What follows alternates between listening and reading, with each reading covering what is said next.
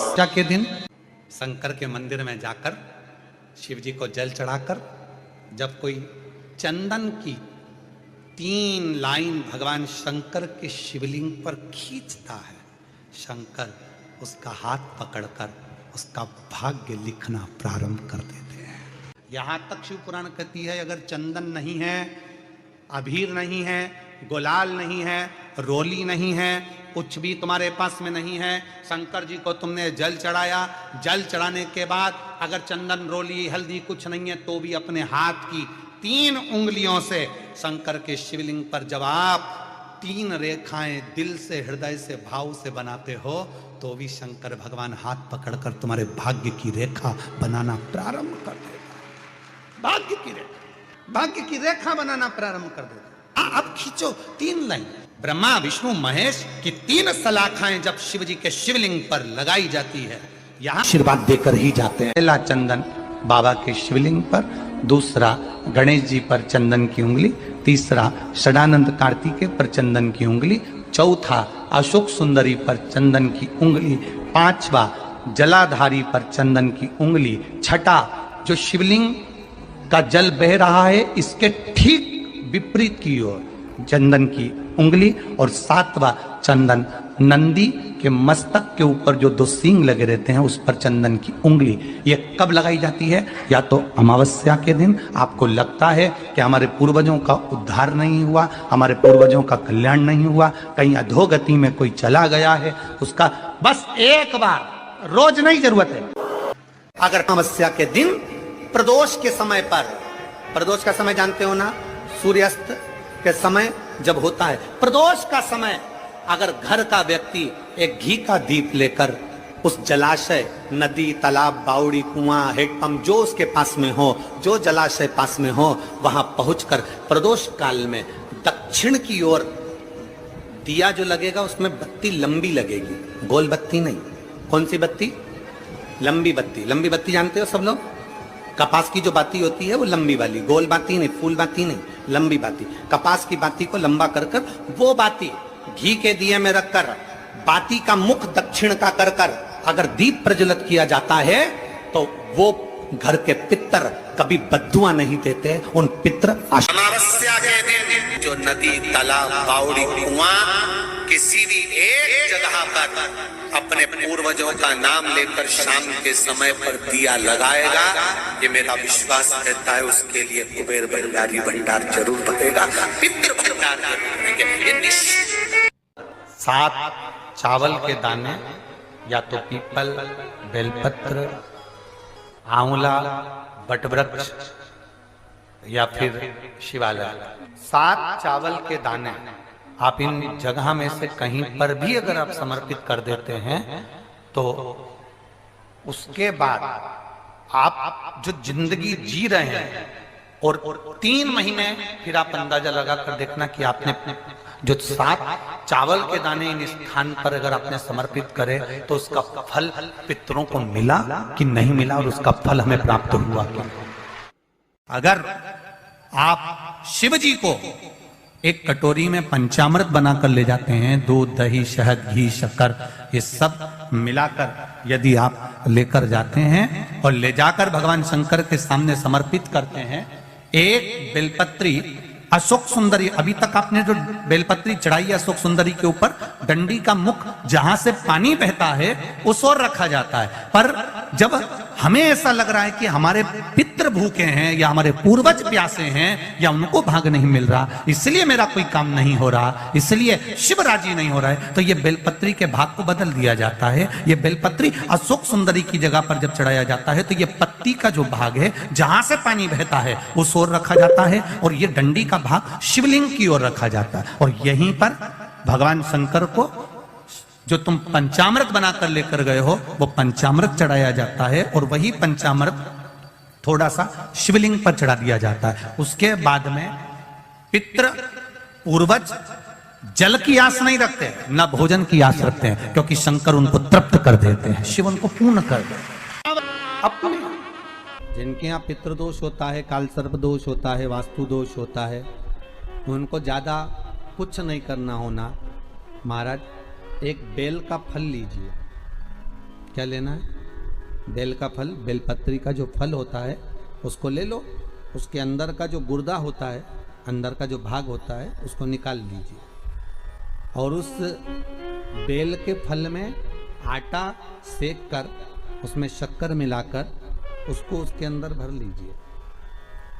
अमावस्या के दिन सुबह 10 बजे से पहले उस बेल फल में जिसमें तुमने पंजेरी भरी है, आटा सेक कर भरा है शक्कर के साथ में, उसको अपने घर में घुमाने के बाद में जिसको काल सर्प दोष बताया है, पितृदोष बताया है या वास्तु दोष का स्मरण बताया है, घर में सब दूर घुमाकर अपने परिवार का हाथ का स्पर्श कराकर पीपल के पेड़ के नीचे तक खड्डा खोदकर उस बेलपत्र के उस फल को दाब दीजिए, उस फल को उसमें दबा दीजिए।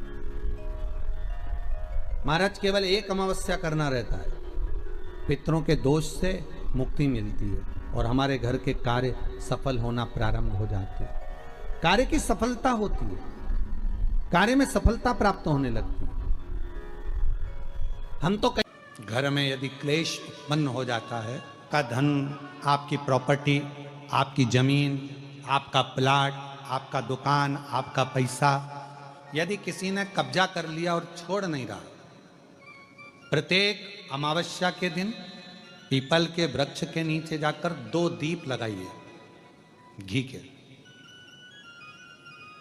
दोनों दीप के सामने एक हल्दी का चावल, एक कुंकू का चावल का दाना रख दीजिए और स्वधा स्वधा स्वधा स्वधा 3 बार कह दो और स्मरण करो, हे हमारे कुलदेव, पितृदेव, शिवदेव, महादेव, कृपा कर कर जमीन है, मेरा जो धन है, मेरी जो प्रॉपर्टी है, मेरा पैसा लोगों ने हथिया लिया, देते नहीं। गोत्र बोलकर स्मरण कर कर बाबा मेरा धन मुझे वापिस ला कर दो। अमावस्या पर करो, फिर अगली अमावस्या करो, ऐसे 2-4 अमावस्या करोगे।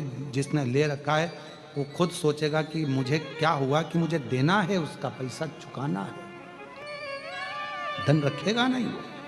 अगर किसी व्यक्ति के जीवन में खो गया, कर्जे में डूब गया, कर्जा बहुत हो गया, पैसा चले गया, गाड़ी चली गई, मकान चले गया, सब गिरवे रखा गया, सब कुछ समाप्त हो गया, उसको प्रत्येक प्रदोष को, प्रत्येक अमावस्या को घी का दीप किसी भी पेड़ के नीचे, ये 5 वृक्ष बताए हैं पितृभाव के, उन 5 वृक्ष में से कहीं पर भी बड़, पीपल, आंवला, शमी, बेलपत्र आदि 5 वृक्ष में से किसी भी वृक्ष के नीचे प्रज्वलित करे और काम ना करे, उसका कर्जा चूकता ही है, चूकता। आपको कोई ब्राह्मण देवता ने कहा कि आपके यहाँ पितृदोष है, तो आपको घबराना नहीं है कि महाराज जी मुझे क्या करना पड़ेगा, पितृदोष है। एक चावल का दाना घर में से लीजिए, हथेली पर रखिए, पानी का जो मटका होता है, हंडा होता है, पानी का जो मटका है, हंडा है, जहां पर रसोई घर में तुम पानी रखते हो, उस हंडे के पास में, मटके के पास में उस चावल के दाने को लेकर जाइए, अपने पितरों का स्मरण कर स्वधा स्वधा स्वधा स्वधा स्वधा 5 बार बोलकर शंकर भगवान के शिवलिंग पर, तुम्हारे घर में शिवलिंग हो तो घर में, और अगर मंदिर में शिवलिंग हो तो मंदिर में, उस चावल के दाने को चढ़ा दीजिए। कैसा भी पितृदोष होगा समाप्त हो। अमावस्या के दिन वर दे गई कि आज की रात्रि तूने अपना दरवाजा खोलकर मेरे लिए रखा, दरवाजे पर दीप टिमटिमाया, दीप प्रज्वलित रहा, तूने मुझे मधु का भोग लगाया, आज का रात्रि पूरी पृथ्वी के लिए धन और वैभव की रात्रि रहेगी।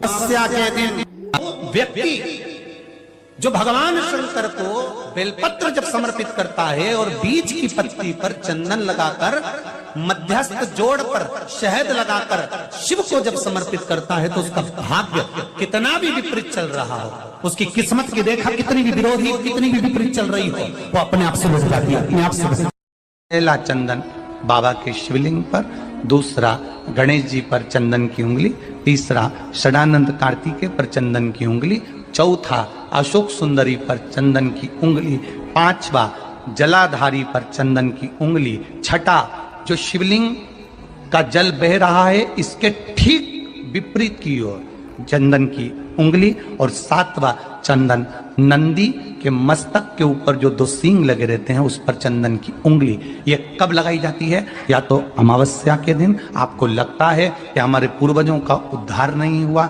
हमारे पूर्वजों का कल्याण नहीं हुआ, कहीं अधोगति में कोई चला गया है, उसका बस एक बार, रोज नहीं जरूरत, अमावस्या के दिन दोष काल में, प्रदोष के समय पर, प्रदोष काल में शाम के समय पर जाकर किसी भी नदी, तालाब, बावड़ी, कुआं, कहीं ना कहीं जो आपके पास में हो, वहां पर एक घी का दिया, बत्ती का मुंह दक्षिण की ओर कर कर अवश्य जला कर जाना। सारे पितृदोष समाप्त हो जाएगा, सारा पितृदोष समाप्त। अमावस्या के दिन किसी भी जलाशय के पास में, नदी, तालाब, बावड़ी, कुआं, जो आपके शहर में, आपके गांव में, आपके नगर में हो, वहां जाकर लगा दे। अगर नदी, तालाब, बावड़ी, कुआं नहीं है तो पीपल का वृक्ष हो या बेलपत्री का वृक्ष हो या बट का वृक्ष हो, उसके नीचे लगा दो प्रदोष काल में। पर अमावस्या के दिन लगाएं जरूर। क्यों? क्योंकि अमावस्या के दिन पितृ शाम के समय प्रदोष काल में शंकर भगवान का नाम जाप कर कर नदी, तालाब, बावड़ी पर पानी पीने जाते हैं। वहां से जल का आचमन कर कर पितृ अपने लोक को चले जाते हैं प्रदोष काल के समय पर। इसलिए प्रदोष काल में जलाशय के पास में, बावड़ी, कुआं, नदी, तालाब के किनारे पर दिया लगाया जाता है दक्षिण की ओर मुख कर कर बत्ती का। तो पितृ आशीर्वाद देते हुए जाते हैं कि फलो फूलो, आगे बढ़ो, उन्नति करो, तरक्की करो। ये पितरों का आशीर्वाद रहता है, पितरों का वर रहता है। आप देंगे उसको मिलेगा। पितृदोष है, ये आपको कैसे मालूम पड़ेगा?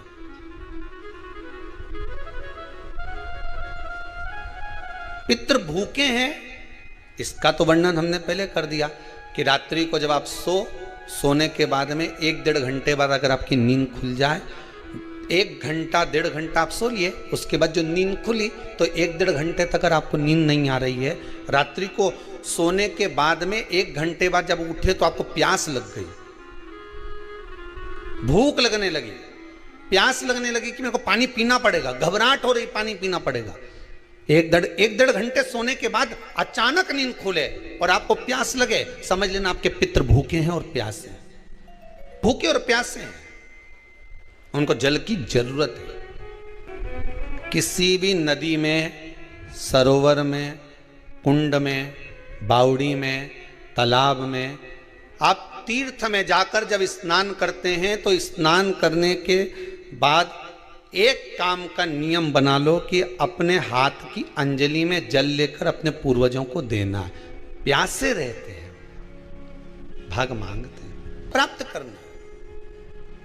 3 वृक्ष पितरों के तुल्य हैं। पहला पीपल, दूसरा बट वृक्ष, तीसरा बेलपत्र का वृक्ष। ये पितरों के तुल्य हैं।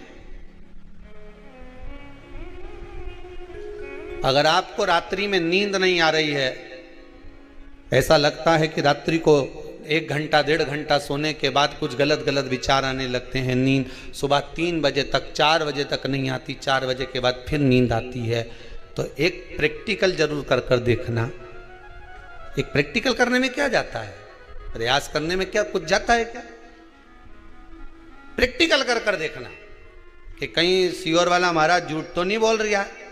तो प्रैक्टिकल करने में कुछ नहीं जाए।